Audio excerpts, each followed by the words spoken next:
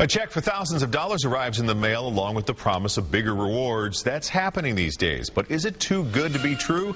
Call for Action's Keith King is here to say, what do you think, Keith? That's right, Mark. Good evening. You know that old saying, if it sounds too good to be true, then it is. And that is the case here. Here's how this scam works. A check for several $1,000s arrives in the mail and a letter announcing that you've won millions. You are instructed to then deposit that check and then use the money to pay taxes on your winnings. Then, once the victim deposits the check and writes another one to pay the taxes, the check they deposited bounces and the victim is out thousands of dollars.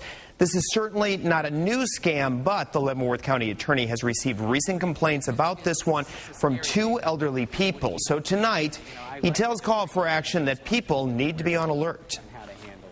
I would say to any consumer, if it's too good to be true, it probably is. And, try to report it and see, what it's about. Because no one just wins money for not voluntarily doing something. Right. And it is a popular one. The Kansas Attorney General gets a lot of phone calls on this type of scam. Hey, a quick mention about last night. Call for Action answered your questions about Medicare's prescription drug coverage, taking in 375 phone calls. You can meet still with a trained Medicare volunteer starting next week to the end of the year to see if you can save on your prescription drug coverage. Now, to schedule an appointment or to learn more about the open enrollment events near you, call these numbers. In Kansas, it's 800-860-5260. In Missouri, 800-390-3330.